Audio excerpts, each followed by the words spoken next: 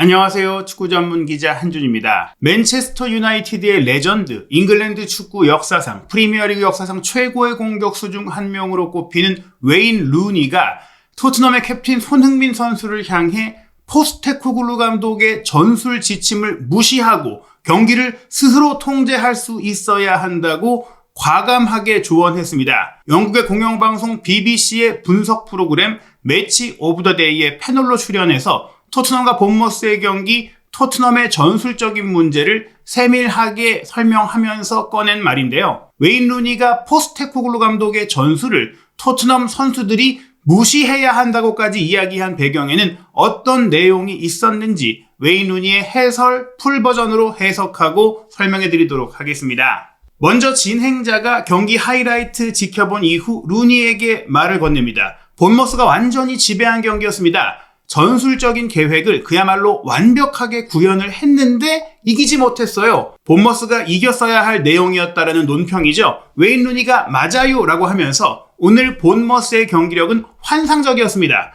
공을 되찾기 위해 전진하는 이 전방 압박의 에너지와 열망, 디자이어가 톱 클래스였다라고 이야기하면서 본머스 입장에서는 아마도 이 경기를 이기지 못한 게 굉장히 심적으로 harsh, 고통스럽고 힘겨웠을 것입니다. 즉 이 경기는 누가 봐도 내용상 본머스가 압도했다라고 전문가 패널들이 인정하는 것이죠. 그러면서 진행자가 이 경기를 본머스가 압도할 수 있었던 배경을 설명하는데 본머스가 토트넘을 잡기 위해 트랩, 함정을 만들었는데 토트넘이 그냥 알아서 그 함정 안으로 기어들어갔다. 함정에 스스로 빠진 것 같았다. 이렇게 소감을 얘기합니다. 그러자 루니가 맞아요 라고 하면서 본머스의 경기 계획이 매우 훌륭했지만 그 계획에 대한 토트넘의 대응이 전무했다. 루니가 사실 현역 선수 시절에도 굉장히 전술적인 이해력이 뛰어난 선수였지만 이미 감독직 경력을 시작해 왔잖아요. 더더욱 디테일한 분석이 이어집니다. 먼저 이 장면, 오른쪽 측면의 본머스의 전방 압박, 즉 토트넘이 왼쪽 사이드를 기반으로 공격을 전개하는데 전방 압박에 에워싸이면서 틀어막혔고 백패스를 하게 되거든요.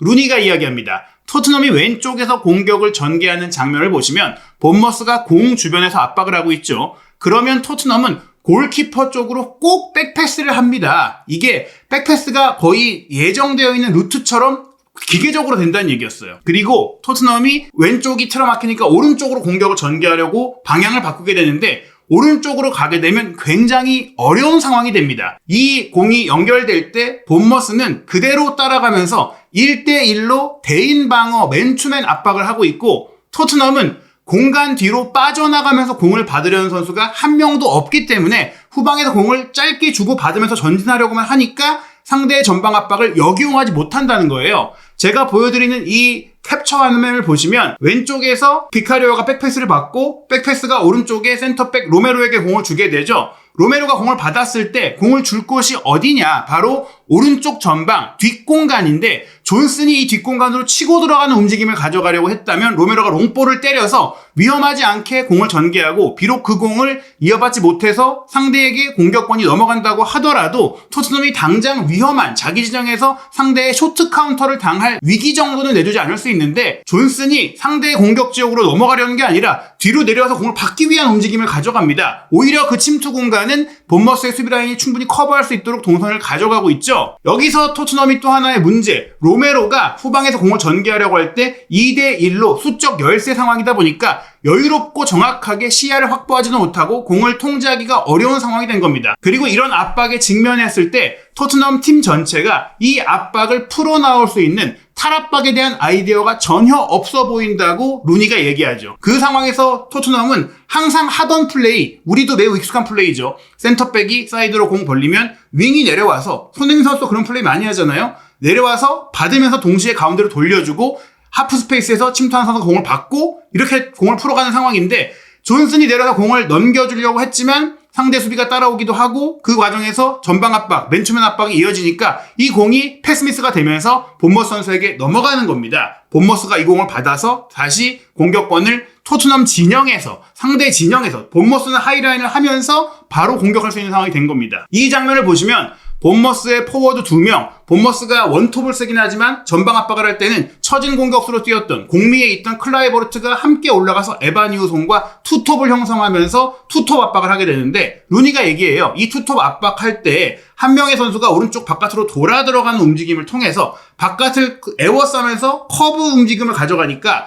비카리오가 왼쪽으로는 패스를 주기가 어려워지잖아요. 두 명의 센터백이 두 명의 투톱에게 압박을 당하면서 비카리오에게 백패스를 했을 때 비카리오가 또 한 번 오른쪽으로 패스를 할 수밖에 없도록 압박 동선을 만든 거예요. 왼쪽으로 풀어가지 못하도록. 이 유도가 이 작은 스텝 하나로 나온 것이라며, 루니가 선수의 관점으로 저 스텝을 어떻게 밟느냐에 따라서 상대의 패스 코스를 제한시킬 수 있고 유도할 수 있다라고 얘기를 하는 겁니다. 그리고 또 한 번 앞서 비슷한 장면이 연출됩니다. 또 로메로가 공을 오른쪽 사이드로 빠지면서 공을 받게 되고 맨투맨 압박을 전방 지역에서 전면 압박을 본머스가 하게 되죠. 똑같은 상황에서 로메로가 뒤를 보는 상황이 됐고 토트넘 선수 전체가 자기 골문을 바라보는 상황이 됐어요. 여기서 존슨이 또 공을 받으러 내려오게 되죠. 이 상황에서 로메로도 줄 데가 없고 토트넘 선수 전체가 움직임이 경직되어 있어요. 어디로 움직여도 압박에서 헤어나갈 수가 없는, 빠져나갈 수 없는 상황이 된 압박 함정에 빠진 상황입니다. 이것은 본머스가 이미 토트넘의 후방 빌드업 구조를 다 완벽하게 분석하고 준비한 압박 그물이었기 때문에 뚫을 수가 없는 거예요. 루니가 이어서 설명하는데요. 이 장면도 또 마찬가지예요. 본머스가 또 한 번 토트넘의 왼쪽 공격 전개를 전방 압박으로 막죠. 또 한 번 백패스 들어가죠. 백패스에 대해서 맨투맨으로 압박을 하죠. 또 비카리오는 로메로에게 오른쪽으로 패스를 합니다. 여기서 조금 로메로가 빠르게 오른쪽 사이드로 전진 패스를 연결해서 내려와서 공을 받으려고 하는 존슨에게 공을 넘겨주려고 해요. 그러나 이 패턴을 이미 꿰차고 있던 본머스는 왼쪽 풀백 헤르케즈가 더 빠르게 전진하면서 존슨의 앞에서 경합하며 이 공을 잘라내게 됩니다. 그리고 이 잘라내는 상황에서 이라울라 감독이 계속 손짓하고 얘기를 하고 이 압박 그물을 조정하고 요구하고 있어요. 이 플레이가 오늘 토트넘을 굉장히 힘들게 만들었다고 하는데,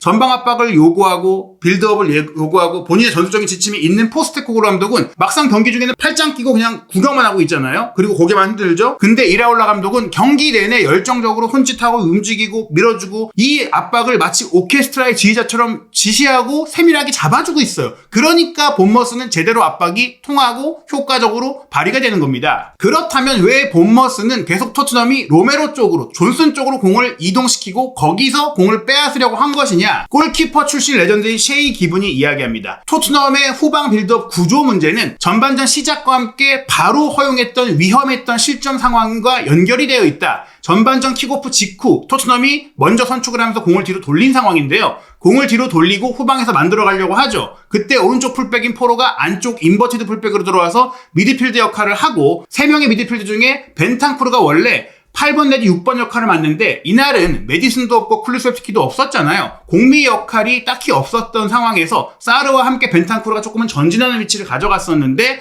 포로와 벤탄쿠르가 중앙으로 좁혀서 전진해가지고 상대 지역을 지배하려고 했어요. 그때 본머스는 전방 압박으로 이 두 명의 센터백이 후방 빌드업을 괴롭히려고 합니다. 그러면 두 명의 센터백들이 패스 코스를 다양하게 확보하기 위해서 포로가 다시 오른쪽 풀백 영역으로 내려와서 공을 받아줄 수 있게 폭을 만들어줘야 되고, 포로가 사이드로 벌려줬기 때문에 비게 된 중앙 공간으로는 벤탄쿠르가 내려와서 6번 자리를 차지해서 패스 코스를 다양하게 가져가줘야지 본머스의 전방 압박을 통과할 수가 있는데, 이 둘이 내려오지 않고 그냥 기다리고 있어요. 그러면 어떻게 되느냐? 로메로가 줄 때가 한정적이 되는 겁니다. 오른쪽 사이드에 줄 곳이 없죠? 가운데는 선수들이 몰려있죠. 즉 왼쪽으로 크게 벌어줘야 되는데 상대 두 명의 공격수가 이미 너무 가까이 압박해 온 거예요. 그래서 로메로가 급하게 바깥쪽으로 공을 처리하려고 하다가 그게 상대 선수에게 오히려 패스 미스가 됐고, 여기서 슈팅이 이어진 것을 에반 이우송이 때렸지만 비카리오가 선방을 하면서 막아낸 겁니다. 기분이 얘기해요. 어떤 일이 일어나는지 보세요. 경기 시작 20초 만에 위험 지역에서 슈팅을 허용했습니다. 비카리오의 선방이 아니었다면 1대0으로 본머스가 앞서갔을 겁니다. 근데 이 장면의 문제는 토트넘이 스스로 만든 것입니다라고 지적을 합니다. 결국 본머스가 전방 압박을 통해서 로메로가 공을 패스하도록 만든 것은 오른쪽 사이드에 항상 포로가 없기 때문에, 포로가 인버티드 풀백으로 움직이니까 그쪽의 패스 코스가 제한되고 미드필드 지역은 과부하되고, 이런 움직임이 전형적이고 너무 뻔하기 때문에 읽힌다. 그것을 역용했다. 근데 그에 대해서 토트넘은 전혀 대응하지 않았다. 즉 포스테코글루 감독의 플랜 A가 이라올라 감독에게 완전히 간파당했고 무너졌다라는 겁니다. 이어지는 장면이에요. 이번에는 본머스가 자기 진영에서 압박을 하고 있어요. 토트넘은 백패스로 다시 공을 돌립니다. 메디슨이 들어온 후반전 상황이에요. 손흥민 선수가 왼쪽 상단에 올라가 있고 메디슨이 공미 자리에 있어요. 메디슨이 베리발에게 백패스 주죠. 베리발이 반더벤에게 패스 줍니다. 그리고 반더벤이 뒤로 다시 패스를 비카리오에게 주게 되는데요. 그러면 여기서 비카리오가 오른쪽 센터백 위치에 있는 단소에게 패스를 할 수 있을지, 아니면 인버티드로 내려오는 포로에게 패스를 할 수 있을지, 반더벤의 백패스를 받은 비카리오는 그러면 어디로 패스할 수 있을까요? 오른쪽 센터백에 있는 단소, 그리고 오른쪽 풀백이지만 인버티드로 들어가 있는 포로, 이 두 명 중 어디에게 줄 수 있나? 이 위치를 고수하고 있는 단소 곁에는 역시 본머스 공격수가 전방 압박을 하고 있고요. 인버티드 풀백 위치에 있는 포로에게도 상대 미드필더가 따라붙고 있습니다. 여기서 공을 받기 위해서는 선수들이 더 적극적으로 움직임을 가져가면서 동선을 열어주고 공간을 열어줘야 되는데 움직이지 않잖아요. 그러다 보니까 비카리오가 포로에게 줄 수도 없고 단소에게 줄 수도 없어요. 포로에게 주는 순간 중앙에서 공을 달려들어오는 이 세메뇨에게 공을 빼앗기면서 슈팅 기회를 내줄 수가 있고, 단소에게 주려고 하다가 에바니우송에게 공을 가로채기를 당해서 슈팅을 또 허용할 수 있는 위험한 상황이다 보니까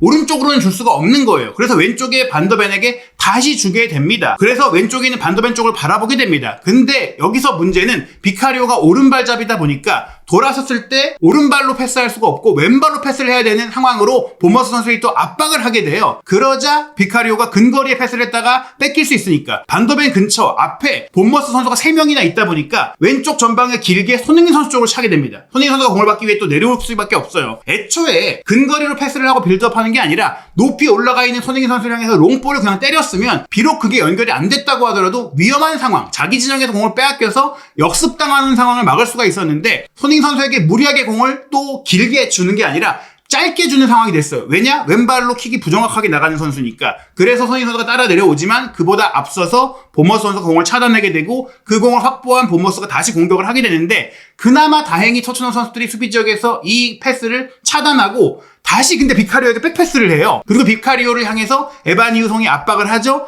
여기서 에바니우송이 끝까지 비카리오를 압박하게 되고 비카리오의 볼터치가 불안했는데 그나마 정말 천신만고 끝에 비카리오가 오른발로 공을 걷어냈습니다. 근데 이 상황에 대해 기분은 정말 행운이 따라서 비카리오가 공을 처리한 것이지 여기서 공 뺏겨서 실점할 수도 있었다. 토트넘이 롱볼로 쉽게 그냥 때려가면서 본머스의 전방 압박을 통과했으면 되는데 그걸 풀어내려고 주구장창 후방 빌드업을 시도하는데 그 후방 빌드업에 계획도 없고 구조도 없기 때문에 이런 문제가 계속 발생했다는 겁니다. 결정적으로 토트넘이 아예 롱볼, 롱킥을 공격 옵션에서 준비를 안 했다고 보여주는 게 본머스의 코너킥 공격 장면이에요. 기브는 이 장면이 토트넘의 클래식한 문제를 보여주는 예시라고 얘기를 하는데요. 본머스의 코너킥 공격이 끝났어요. 차단이 됐어요. 공이 나갔어. 그 다음에 비카리오가 공을 잡고 그냥 길게 킥을 하면 돼요. 왜냐? 본머스는 전방 압박, 거의 모든 선수들이 토트넘의 페널티 에리어 근거리에 올라가 있잖아요. 그럼 어떻게 되느냐? 뒷공간이 지금 싹 비어있어요. 그 뒷공간으로 달려 들어가면 비카리오가 롱킥 때리고 상대 선수들이 다 우다다다 뛰어 내려올 수 있도록, 많이 질수해서 내려갈 수밖에 없도록 속공을 할 수가 있는데 지금 토트넘 선수들은 비카리오가 공을 잡고 있는데 아무도 올라가지 않고 플레이를 할 준비가 되어 있지 않다. 본머스가 높은 지역에서 압박을 하는데 토트넘은 자기 진영의 깊은 곳에 얼마나 많은 선수를 배치하고 있는지 보십시오. 게다가 여기서 페널티 에리어 바로 앞에 중앙 지역에만 5명의 선수가 모여 있습니다. 심지어 손흥민 선수까지 여기 있어요. 빨리 올라가서 뒷공간을 공략하기 위한 롱볼을 위한 침투를 가져가야 되는데 아무도 안 가요. 그리고 비카리오가 공을 내려놨을 때 오른쪽에 단소, 왼쪽에 반더벤이 근거리에 아주 가깝게 있어요.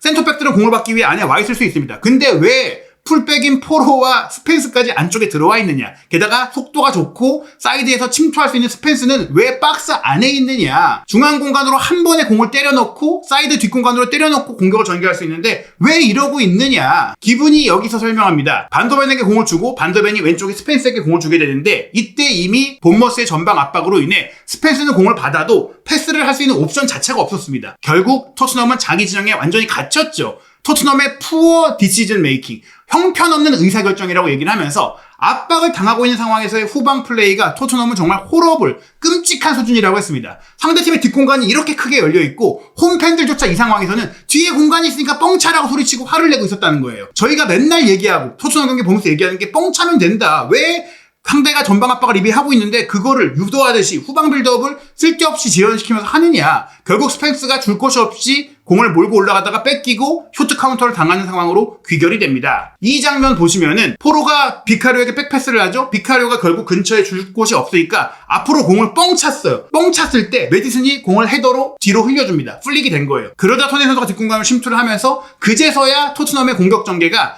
본머스 수비 지점까지 연결이 된 거예요. 비록 차단이 되긴 했지만 이렇게 차라리 롱볼을 때리는 게 훨씬 더 안정적으로 상대 지역으로 공격을 할 수 있는 방식이었던 것이죠. 기분이 얘기합니다. 이런 장면 보세요. 비카리오가 어떻게 패스를 전개하는 게 좋을까요? 물론 팀의 플레이 방향이 있겠지만 경기 중에는 비카리오 골키퍼 본인이 이 상황을 관장하고 본인이 주도해야 하는 겁니다. 골키퍼가 후방에서의 상황, 상대의 압박의 움직임, 전체적인 구조를 보고 롱킥으로 전개할지 준비했던 짧은 패스를 할지 그런 것들을 결정할 수 있어야 된다는 거예요. 기분이 얘기합니다. 포스테코글루 감독이 팀 플레이의 오더, 지침을 내리지만 실제로 플레이를 판단하고 실행하는 것은 경기 중에 그 포지션에 있는 선수 본인이다. 그래서 자기가 생각한 방식으로 때로는 낮은 지역에서 패스를 할 수도 있지만 길게 공을 차서 전개를 할 때도 있는 것이다. 경기 중에 이렇게 바꿔서 해보자고 선수들끼리 적용하고 응용해서 능동적으로 플레이를 해야 한다. 감독의 전술대로만 경기를 하는 게 아니다라고 주장합니다. 그에 대해 진행자가 얘기해요. 하지만 감독이 추구하고 준비한 전술이 있는데 선수들의 자의적인 판단이 어느 정도가 가능한 건가요?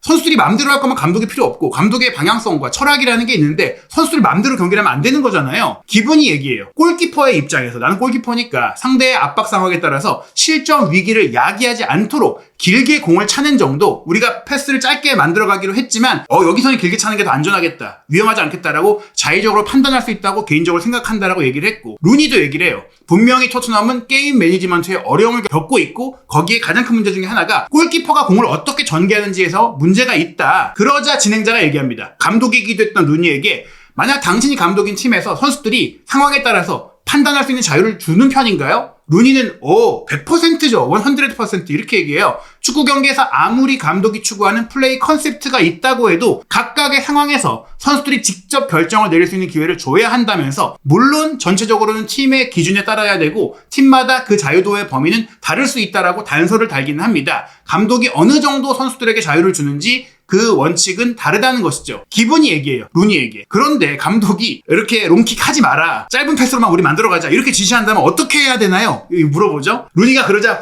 한숨을 쉽니다. 제가 생각하기에 이 NG 포스테코글루는 분명 명확한 플레이의 기본 원칙이 있는 감독이에요. 아마 롱킥으로 전개하지 말자고 얘기했을 수도 있겠죠. 그래도 경기를 뛰는 골키퍼나 경기장 위에 있는 캡틴, 주장이나 혹은 경기를 뛰고 있는 누군가 상황을 통제해야 하고 책임을 져야 한다. 감독의 지침, 감독이 하지 말라고 한 패턴이라고 하더라도 지금 경기 중에 이렇게 하는 게 낫다라고 판단이 된다면 내가 그것을 결정하고 통제할 수 있어야 된다. 내 스스로 감독의 지침을 무시하고라도 팀이 제대로 경기를 할 수 있도록 운영을 해야 된다라고 감독의 지시를 주장은 거스를 수도 있는 거라고 이야기를 합니다. 이 말은 우회적으로 토트넘의 캡틴인 손흥민 선수 계속해서 왼쪽 전방으로 올라가서 사실 본인이 롱볼을 원했고 유도했고 어찌 보면 최근 내내 경기를 치르면서 감독이 원하는 패턴이나 철학과 다른 축구를 시도하려고 했던 손흥민 선수에게 자신 있게 계속 그렇게 해라. 감독의 지시를 무시하고 이길 수 있는 축구를 할 수 있도록 맞는 축구를 해야 한다라고 조언을 한 겁니다. 감독의 지시를 무시하는 게 결코 잘못된 일이 아니라는 것을 루니가 지지해 준 것이죠. 본머스가 이렇게 강하게 압박을 하는데 토트넘이 너무 나이브하게 순진하게 대응을 했고 하던 플레이만 계속했기 때문에 이런 대가를 치르게 된 것이라고 이야기를 한 겁니다. 알크마르와 3월 14일 금요일 새벽 5시 유로파리그 16강 2차전 경기 과연 캡틴 손흥민 선수가 루니의 조언대로 포스테코글루 감독의 고집스러운 전술을 무시하고 8강 진출로 갈 수 있는